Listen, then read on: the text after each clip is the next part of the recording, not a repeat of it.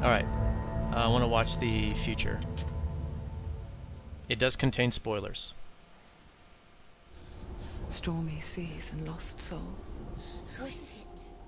She's dreamt of this before. It's coming. Is it? They say dreams are visions of our memories, thoughts and fears, as seen by our inner eye.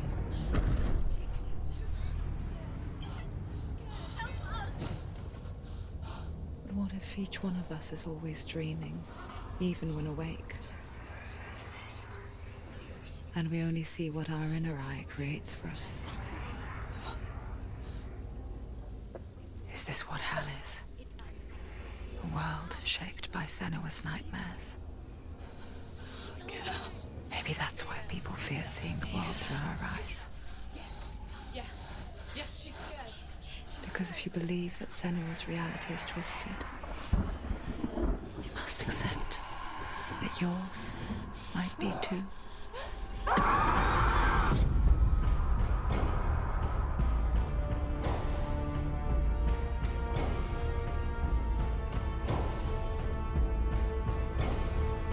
Hellblade Senua's Sacrifice is a video game about Senua, a Celtic warrior on a vision quest into Viking territory. But what sets our hero Senua apart is that she suffers from severe psychotic mental illness. He knows she's getting closer. He can feel her coming closer. She's getting closer. They're watching. The original idea for Hellblade was to create a classic hero's journey, a journey of suffering, but one where the fantasy world is not another planet or alternate universe, but a world that is constructed in Senua's mind. But to do so would mean putting psychotic mental illness at the center of the experience, a subject that is still considered taboo, and a challenge that was both terrifying and exciting in equal measure. In Hellblade, the starting point was a newly discovered Celtic goddess called Senuna in Ashwell, Hertfordshire. When first discovered, her name was thought to be Senua, a name which I liked and kept. I wondered if Senua might have been a Celtic warrior like Boudica who stood up to the Romans. While the Romans had conquered all of Europe, there was a group of Celts up in the furthest reaches of the Roman Empire that could not be conquered, the Picts. And so the Romans built a wall, called Hadrian's Wall, that spans across Britain from sea to sea to keep the Pictish barbarians at bay.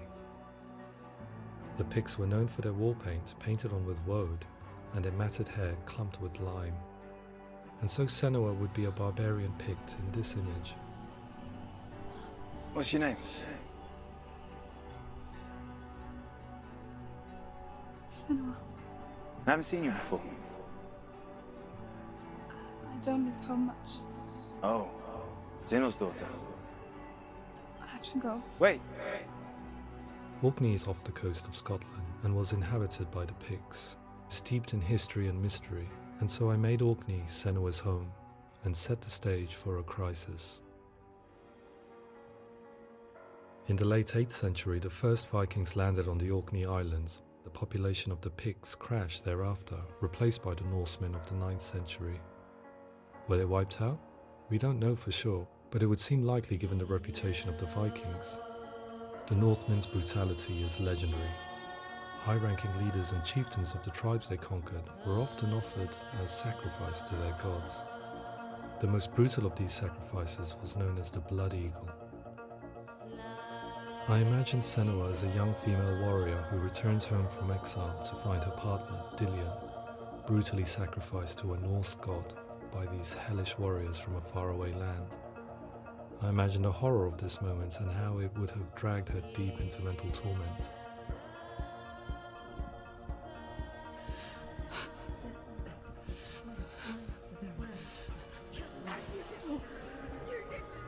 No!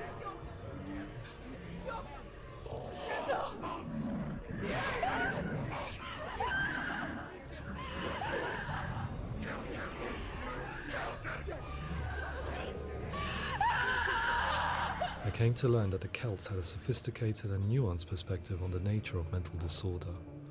One term they used was gelt. A gelt is a man or woman who has been driven mad by a curse, battle trauma, or grief. the Gelt would take to a life in the woods in search of penance, punishment, and purgation.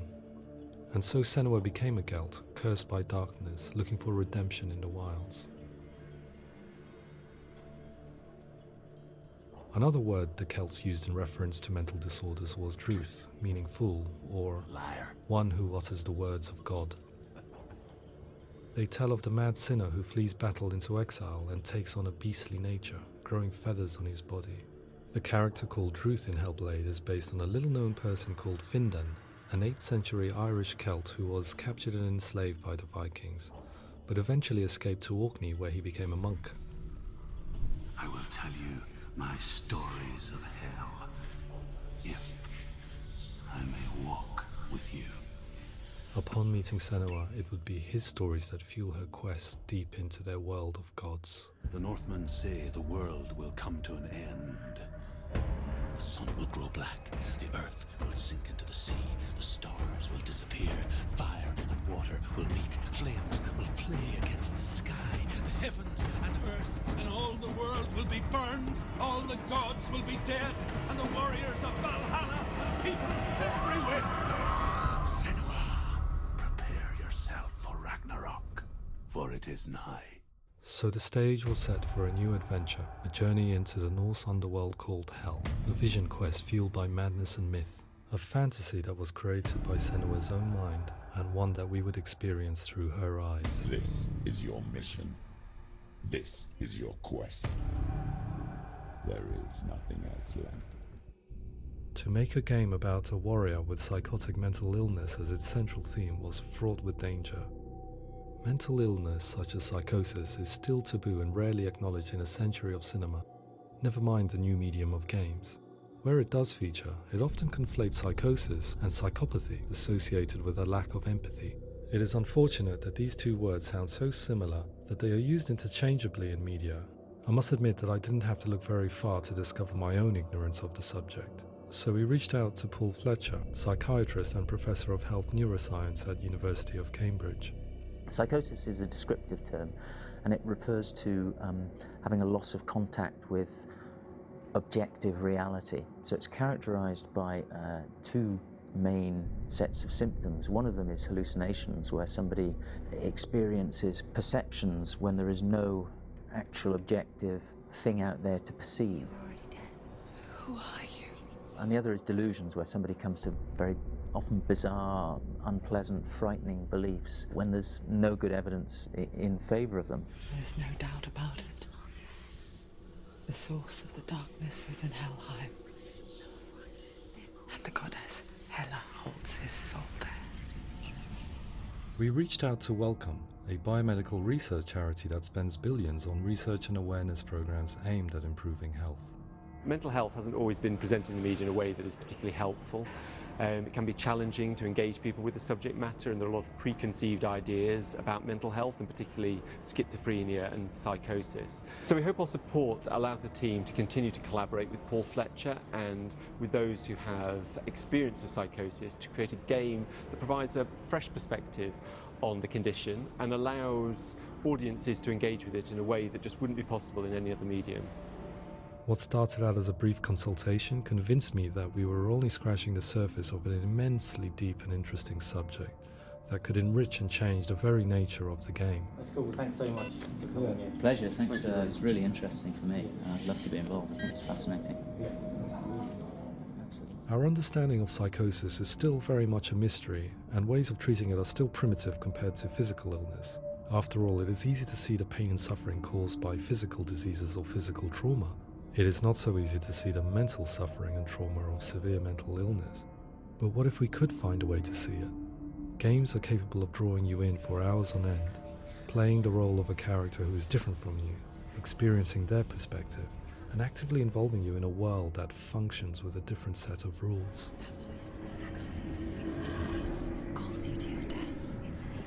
If we were to represent Senua's psychosis, we would have to simulate voice hearing, a common attribute. But how can we simulate something we have no first-hand experience of? Professor Charles Fernyhough, a leading expert in voice hearing from Durham University, offered his help.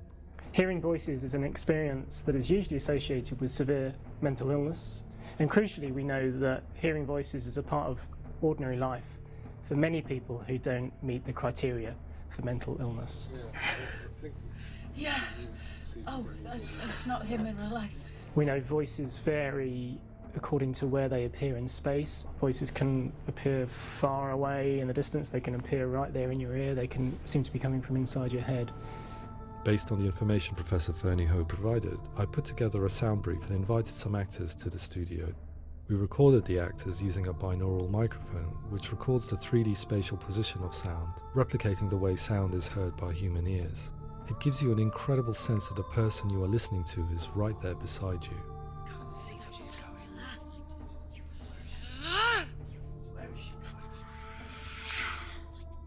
Rachel Waddingham from the Voice Collective came to our studio with 2 young voice hearers to speak to our team. We talked at length about their experiences and they listened to our tests, giving us feedback on how we could improve on it. Everyone hates her. She's cursed. It's very hard to represent what this experience is like, partly because it's such a personal, intense, emotional experience. It's testament to how Ninja Theory have been listening to what the researchers are saying, but also, crucially, listening to the experts by experience. What they've come up with is so compelling. It's by far the best representation I've heard of what these experiences are like.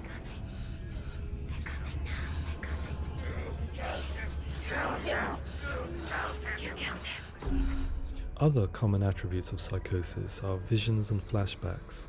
We met with Recovery College East, who work with and care for people recovering from severe mental disorders. A group of service users gave us their first-hand account of what they experience. Sometimes when the visions or what we're seeing is too much, we become small until eventually we perhaps don't see anything. The people we spoke to, the stories they told, were fascinating, harrowing and mind-boggling. The reality of what people experienced was vivid, far exceeding what I could possibly have imagined. We went away itching to represent some of these visions and flashbacks in the game. As we all know, my heart is so, love is so far away. Don't you know how I wanna feel deeper? I could never know how you grow, all these days are killing me. Now I see deep in me insanity does unfold. I just wanna feel deeper, deeper. I just wanna feel deeper. That's amazing how they took all that into account.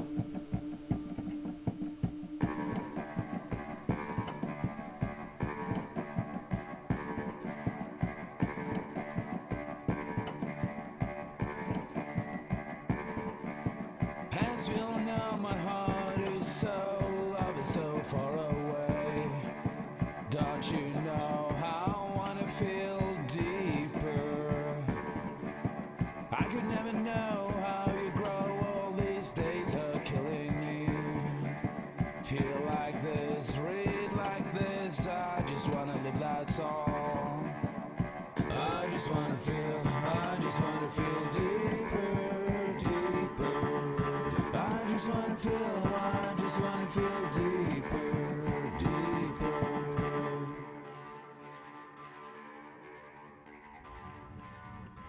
To refine our work, we continue to hold meetings with Recovery College East over the course of a year and a half, showing them what we had achieved so far and refining the in-game representations based on their feedback.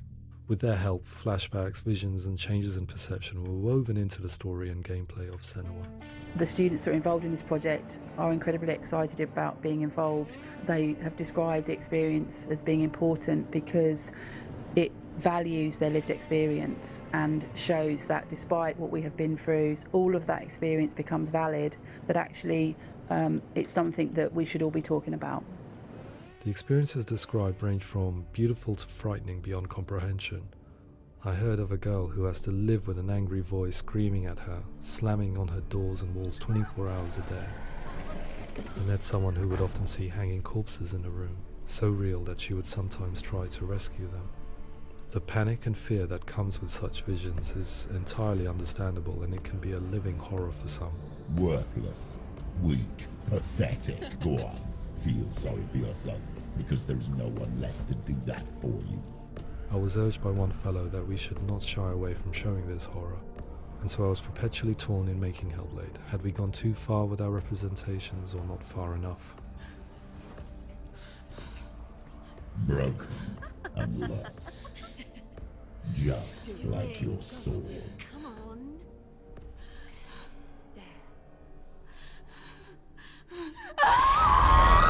In some ways, voice hearing and visions were the low-hanging fruit, so to speak. There's another aspect of psychosis that is much harder to explain, but one that I think video games are uniquely able to represent, which are often called delusions. People begin to see patterns in the world. They begin to link things that most people wouldn't link. Most of the things that we might think would be coincidence or, not worth commenting on. Nevertheless, that might have a particular salience or importance for them. One individual described how everyday words, sounds, colours and objects were steeped in meaning to him, forming a strange and sinister puzzle that he was determined to solve but could not quite get to the bottom of. It's not just brain dysfunction. It's not like the system shut down. It's actually an incredibly creative process. The person creates a world populated with voices and phantasms and terrors, and they're completely immersed in it. They believe in it. We often invite people into the studio to play the game. In one of our playtests, they played through much of the game, making associations between runes, secret messages, and the threat of darkness that stalked them.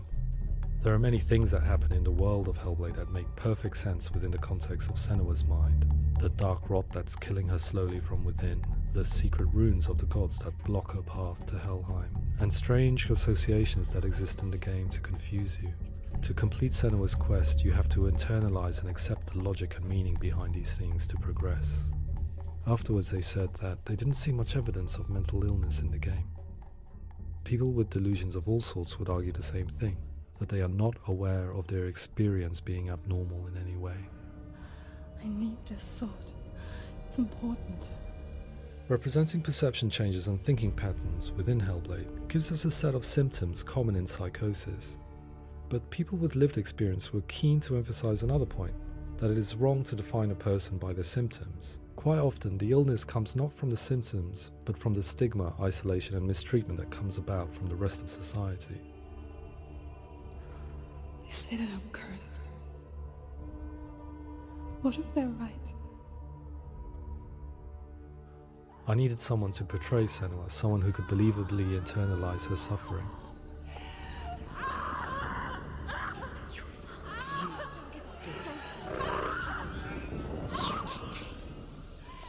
Melina Jurgens, our video editor, had been a stand-in for Senua over a few months while we perfected our motion capture techniques. Without realizing it, she had already auditioned for the role, and I knew her well enough to know that I didn't have to teach her to act, but to relive her own internal pain. As often is the case, those who have suffered mental anguish are never far from us.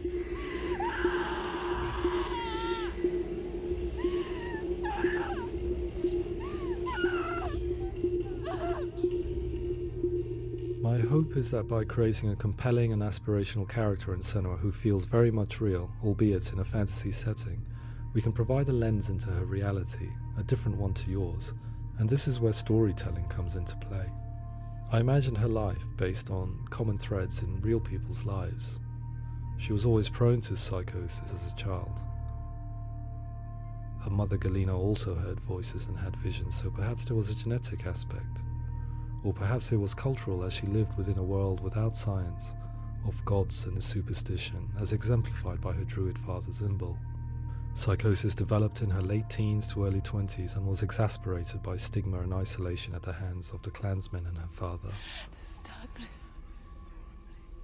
It's spreading.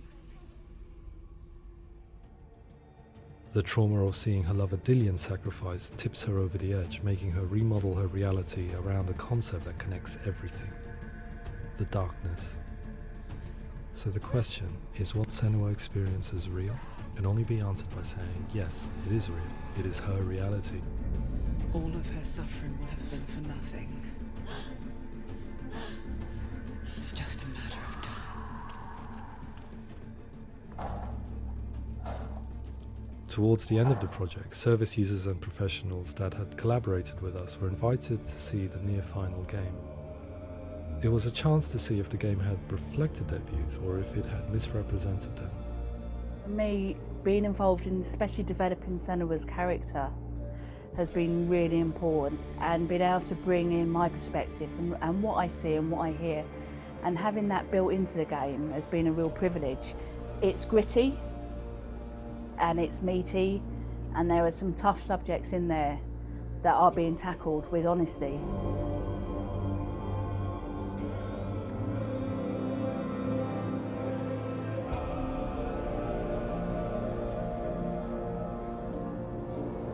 I was blown away by it today, absolutely blown away. It was just fantastic to get the opportunity to use our lived experience in a very creative way. There's nothing tokenistic about the work we've put in. It feels like we've been listened to, things have been taken on board, and I think there was a lot of realism in the game itself, and it feels very authentic.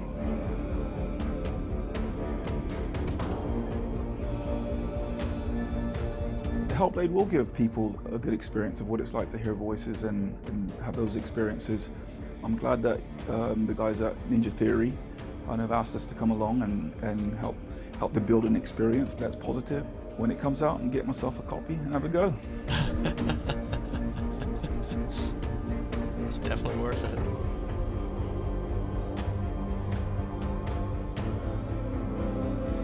I think all the way through I was really inspired by how the conversations have translated into the game in a way that I think I didn't imagine was possible. So wonderful, really wonderful.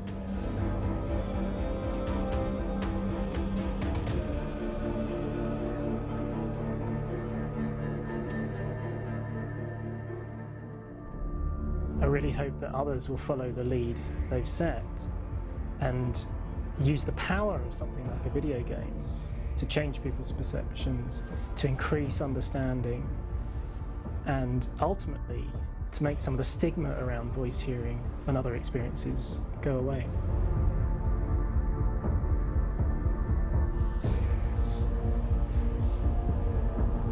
For me, it was really exciting to see something that I explore scientifically being represented so beautifully in a character who's trying to penetrate the mysteries of the environment in which they've been placed, with all of this strange uncertainty and noise and conflicting information that they're getting.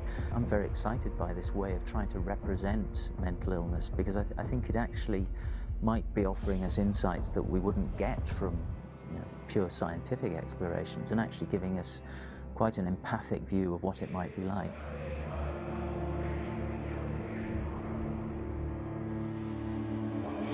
Mental illness has been with us for as long as we have been on this planet, but why? Why hasn't evolution stamped out this weakness from within our gene pool? I often pondered this question until I realized that the question had an inbuilt flaw. It assumes that being and thinking differently is a weakness. The only reason we have computers, spacecraft, medicine, poetry, art, and yes, even video games is because individuals are able to simulate new abstract realities in their minds and share them with the rest of us. We need people to be willing to see differently in order for us to progress and survive as society. And we need to be open to these new ways of seeing. And it is this spirit that motivated me to create Senua's story and share it with you.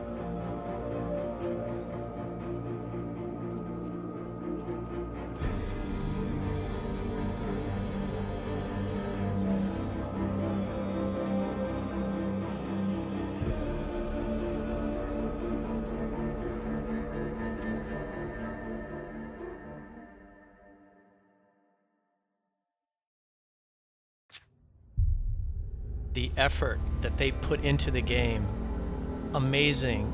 All the time, all the research. They're overachievers, and that's what happens with overachievers. They do amazing things. So I'm really appreciative, and it was a phenomenal game. Definitely recommend it. And at the end of the game, it said that about another story, and I'm looking forward to the next story, because the sequel for Hellblade is coming out. Oh, sweet! Hellblade 2.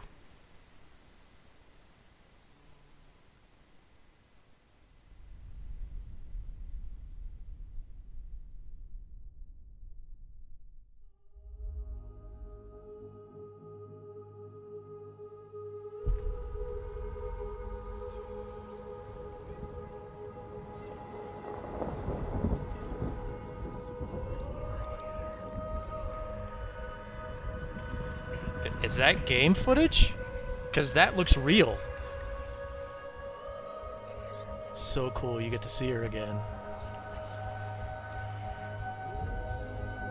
That looks so real.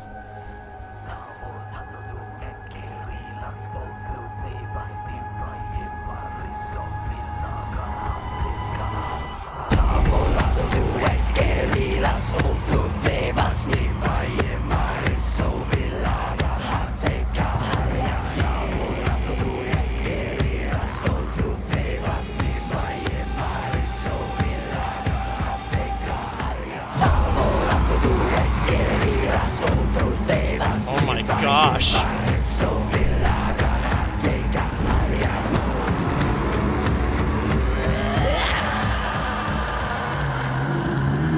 She's a badass.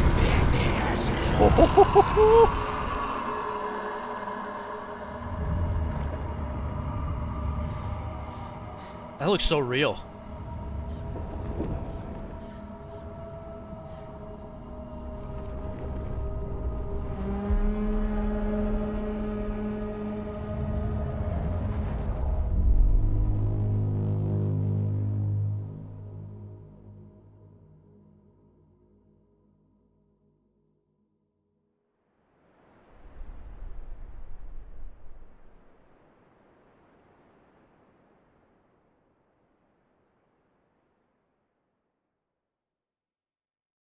Please like the video, smash that subscribe or follow button, turn on notifications, tell people you know about the channel.